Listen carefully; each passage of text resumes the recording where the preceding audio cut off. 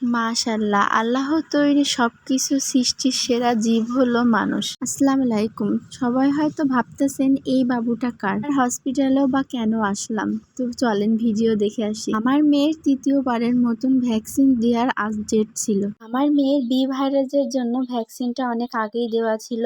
এই ভাইরাসের দুটো ভ্যাকসিন ছিল, তো আমি একটা ভ্যাকসিন 6 মাস আগে দিছিলাম। আজকে আরেকটা ভ্যাকসিন দেওয়ার ডেট ছিল, আজকে 26 তারিখ। তো 26 তারিখে আমার ডেট ছিল, তো আমি আজকে আমার মেয়েকে নিয়ে ভ্যাকসিন দিতেই যাব। বিভিন্ন ধরনের ভাইরাস থেকে বাঁচার জন্য এই ভ্যাকসিনগুলো আমাদের সবাইকে দেওয়া উচিত। আমার হাজবেন্ড আমার মেয়েকে নিয়ে অনেক বেশি সচেতন। কোনটা করলে তার মেয়ের ভালো হবে সে অনেক ভালো করেই জানে। তার বাবা তাকে নিয়ে অনেক বেশি চিন্তা করে এবং তার মেয়ের সবকিছু ভালো মন্দর দায়িত্বগুলোও তার। যখনই কোনো ভ্যাকসিন বা টিকা দিতে আসি না কেন, আমার সত্যি অনেক মনটা খারাপ হয়ে যায়। ইনজেকশন দেখলে আমার নিজেরই অনেক ভয় লাগে, আর ও তো এক টুকরো বাচ্চা। খারাপ লাগলেও কিছু করার নাই, এইগুলো তো দেওয়াই লাগবে। আমাদের বাসার পাশে অল্প একটু সামনে পিকেএস হসপিটাল আছে, তো এখান থেকেই আমি ভ্যাকসিন আর টিকাগুলো ছোটবেলা থেকেই দিছি। পিকেএস হসপিটাল যেহেতু আমাদের বাসার একদম পাশেই, তো ভাবি আর আমি আমার মেয়েকে নিয়ে চলে আসছিলাম সকাল সকাল। পিকেএস হসপিটালটা বাসার পাশে হয়, অনেক সুবিধাই হয় আমাদের জন্য।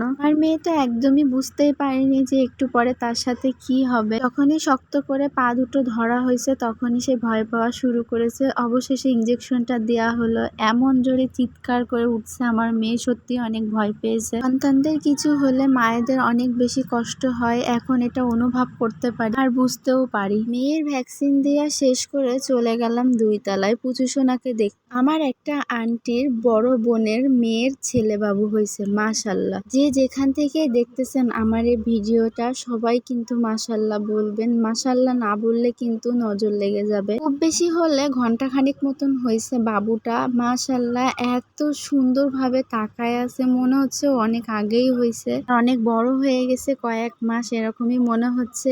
একদম হওয়া থেকে শুরু করে ওই এইভাবেই পুটু পুটু করে তাকিয়ে আছে। সত্যি কথা বলতে তার দিক থেকে যেন চোখটা একদম ফেরানোই যাচ্ছিল না, সে অনেক অনেক অনেক বেশি কিউট ছিল। যাই হোক, বাবুকে দেখা শেষ করে আমি বাসায় চলে আসি। এখানে আমার নিউমোনিয়ার একটা ডোজ বাকি আছে, এটা প্রতি বছরে একটি করে ডোজ দিতে হবে, নিউমোনিয়া যেন না হয়। আপাতত 1 থেকে 2 মাস পরে নিউমোনিয়ার প্রথম ডোজ দিতে পারবো, আর প্রতি বছরে একটি করে দিতে হবে। যারা যারা বাচ্চাদের এই ডোজগুলো এখনো কমপ্লিট করেনি তারা অবশ্যই এই ডোজগুলো দিয়ে নেবেন। তো আজকের মতন ভিডিও পর্যন্তই। আল্লাহ হাফেজ।